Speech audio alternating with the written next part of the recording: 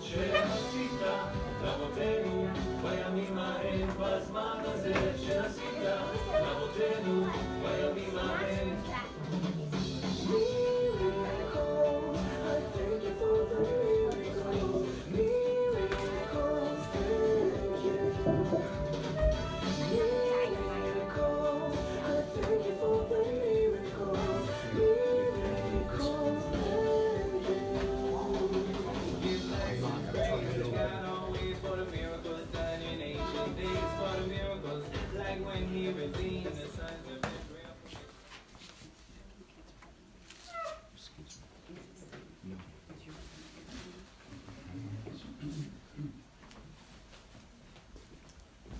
Shabbat Shalom, happy Purim. Purim, Esther, and the hidden Messiah. The book of Esther, which we read during Purim, reflects the topsy-turvy world of exile. Israel's destiny is governed by an emperor who is more klutz than king, threatened by a villain who is equally laughable, and saved through the charms of a young Jewish woman who happens to be queen. Perhaps it is just such oddities that lead the Jewish sages to ask, where is Esther mentioned in Torah? The answer? In the phrase, I will surely hide my face, haster astir panai, on that day. Deuteronomy 31:18. Esther's name reminds us of Esther Panim, the hiding of God's face. And her story unfolds in a day when God seems hidden. Trust at all times. When the king issues an irreversible decree that all the Jews in his empire are to be destroyed, there is no divine intervention, no divine spokesman in the person of prophet or sage. Only cousin Mordecai, who tells Esther that she must do something. And Esther does the right something, which saves her people. With God, all things are possible. Among the many lessons of Purim, therefore, are those it gives us for the times when God seems absent. As the old gospel song goes, He may be late, but He's always right on time. It says, conversely, God may be on the way, but He hasn't showed up yet. What do we do in the meantime? Habakkuk 2, verse 3 says, for the revelation awaits an appointed time. It speaks of the end and will not prove false. Though it linger, wait for it will certainly come and will not delay. First, Esther does not give in to fear. Fear tempts us in two opposite but equally fruitless directions. We either freeze and do nothing, or panic and do something crazy.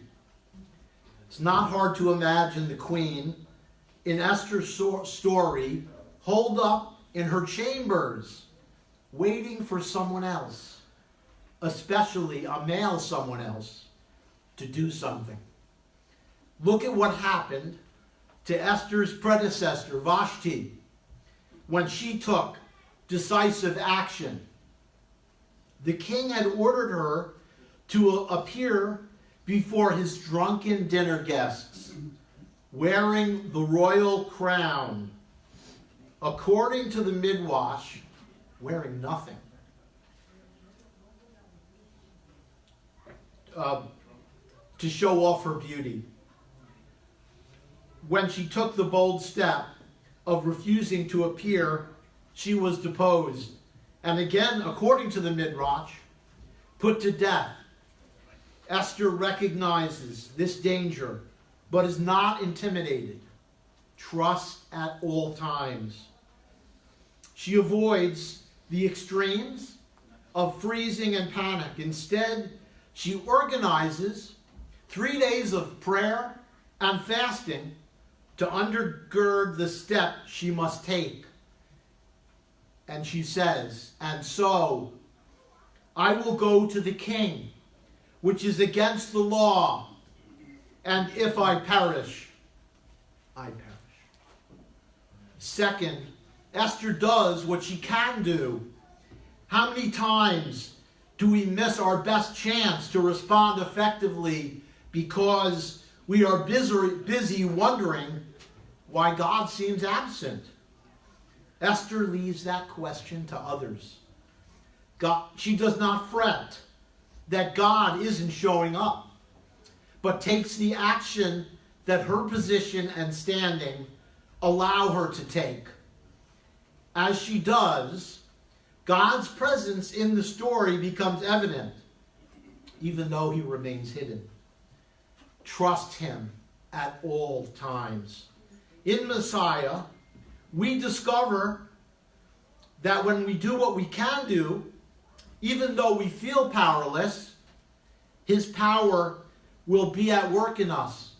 We relearn the words of Paul. I can do all things through him who strengthens me. Philippians chapter 4, verse 13. God may be delayed, hidden by circumstances and events, but his presence becomes evident as we do what we are assigned to do. James 2:26. Faith without works is dead. Finally, Esther maintains a broad focus. Fear produces a tunnel vision that focuses only on the danger before us and whatever immediate escape routes might open up. Esther, however, sees the big picture. Even though God is hiding his face, the issue is centered on him and his purposes for humankind, beginning with Israel. Interestingly, it says in the book of Luke, chapter 1, verse 71, Zechariah, the father of John the Immerser, says, referring to the coming of the Messiah, salvation from our enemies and from those who hate us. And Miriam, the mother of Yeshua, in chapter 1, verse 54 of Luke, says, he has helped his servant Israel in remembrance of his mercy. This is in the New Covenant. Esther acts on behalf of all Israel, and we have similar opportunity today. In some ways, within the Messianic Jewish community, God has still to show up. We are still seeking to connect deeply with the larger Jewish world in the name of Messiah, to reach Jewish people and our own younger generation in significant numbers, to see lives turned around and transformed through the Spirit of Messiah in our midst. But this is not a time for discouragement, which is, after all, just a low-grade and chronic form of fear. Instead, it is time to follow Esther's lead and mount a prayer effort for the salvation of all Israel. The days of Purim remind us of this imperative. Let's follow Esther's lead in renouncing fear and seeking God's face, even though it may seem hidden during these critical times. Purim, the festival of Esther, is the most light-hearted of the Jewish holidays. Perhaps that's what leads the sages of Israel to ask, where is there an allusion to Esther in the Torah? They answer with a reference to Deuteronomy 31:18, where God warns Israel of exile to come. V'anochi haster panai, and I will hide, yes, hide my face. Astir, hide. Sounds like Esther. So does the term Haster panim, to hide the face, which describes the condition of Israel's long exile. Trust in him at all times. Purim, then, is the festival of exile, a time when God seems hidden, which extends even to this day. Believers in Messiah, however, might not think of themselves as being in exile. If Messiah is risen and present among us, how can we say that God's face is hidden? Isaiah 53:1 provides a vital clue. Who has believed our report? And to whom has the arm of Adonai been revealed? Ironically, the phrase arm of the Lord normally describes the mighty and undeniable acts of God.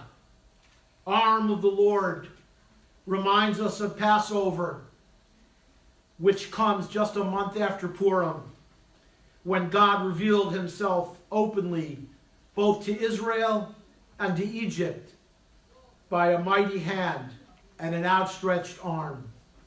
Arm of the Lord is almost a synonym for revelation of Adonai. But Isaiah asks whether there is anyone who has seen it. We again confront Haster panim, God alive and well, but hidden. The gospel, trust in him at all times. The Gospel of Mark sounds this same theme. It opens announcing, this is the good news of Yeshua the Messiah, the Son of God, and goes on to record the testimony of Yochanan the Immerser.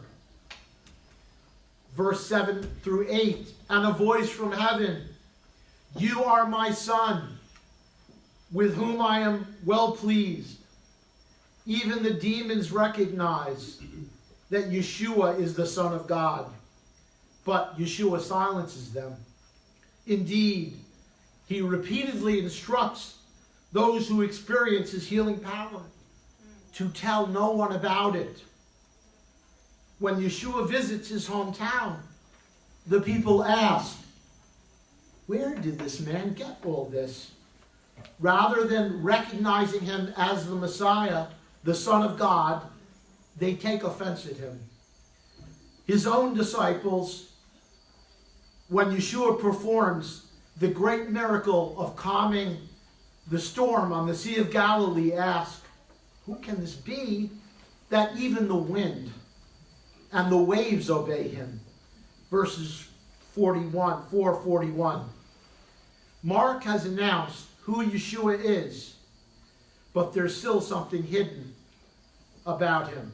And we, the readers, can get drawn into the question, who can this be? If we answer too quickly, we're bound to get it wrong, because Yeshua hides that he is Messiah to reveal what kind of a Messiah he will be. He turns the normal expectations of his day and our day on their head. As Purim reminds us, things are not as they appear. Those who seem powerful and in control will be put in their place by outsiders, including a God who is hiding. The turning point in Mark comes when Yeshua takes his disciples off to a retreat and asks them on the way, who do people say that I am? Peter nails it. You are the Messiah.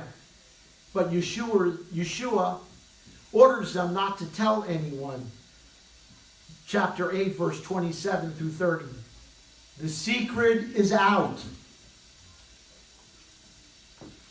But now Yeshua focuses on the suffering and crucifixion he must endure to fulfill it. Furthermore, Yeshua reveals that even after he rises from the dead, there will be continuing exile and persecution, the hidden face of God until he returns. Yeshua hides his messianic identity to ensure that his followers understand what kind of Messiah he will be, who he is. But he has another purpose in remaining hidden, to prepare them for the long period between his resurrection and his return in glory, when he will often seem hidden and his followers may be tempted to lose hope and become complacent. It says in one of the latter prophets, "For the Israelites will live many days without king or prince, without ephod or idol, without sacrifice or sacred stone. Then they will return and seek the Lord their God and David." But instead, Yeshua warns us to stay alert, to believe actively, and to serve him before or else as we watch for his return. Those who wait upon the Lord shall renew their strength. They shall mount up their wings like eagles. They shall run and not get tired. They shall walk and not become weary. The way of loyalty to a hidden Messiah is different from what we might choose for ourselves. And it's definitely different from the way carved out by the religious consumerism of our day. Purim reminds us of Isaiah's question, "To whom has the arm of the Lord been revealed?" And the Purim provides the answer. It will be revealed to those who actively rely on him, despite the days and disappointments of exile. So, I have a question for you. Do you feel like God is hiding? I think all of us have felt that way. I know I have. It says in Lamentations 3, "It is good for a man to bear the yoke while he is young. Let him sit alone in silence, for the Lord hath laid it upon him. Let him bury his face in the dust, there may yet be hope. Let him offer his cheek to one who would strike him, and let him be filled with disgrace. For men are not lost by the Lord forever. Though he brings grief, he will show compassion." So because we may feel that God is hiding his face from us, we can ask that question. Is it okay to ask questions? In Psalm 77, verse 7, it says, "Will Adonai reject forever? Will he never show his favor again? Has his grace permanently disappeared? Is his word to all generations done away? Has God forgotten to be compassionate? Has he in anger withheld his mercy?" Yes, it is okay to ask questions. It is okay. But even though we can ask questions, and it can be a good thing, we have to listen if there are answers. When Yeshua was on the Mount of Transfiguration, God said to Peter and the other apostles that were there, he said, "This is my beloved Son, in whom I am well pleased. Listen to him." Are you listening? And God does give the answer. And the Bible does give the answer. It says, "The sufferings of this present world are not worth comparing to the glories that will soon be revealed." And in 1 Corinthians 2:9, no eye has seen, no ear has heard, and no one's heart has imagined all the things that God has prepared for those who love him. If you feel like God is hiding his face from you, he is still watching you. He has not forgotten you. In the same way, Yeshua, who seems hidden to many, who fails to meet the expectations that this world cherishes, is the source of deliverance to Israel and the nations. Purim reminds us to remain faithful to Yeshua's words and example during this time of Chester Panim, the hiding of God's face. Shabbat Shalom and Happy Purim.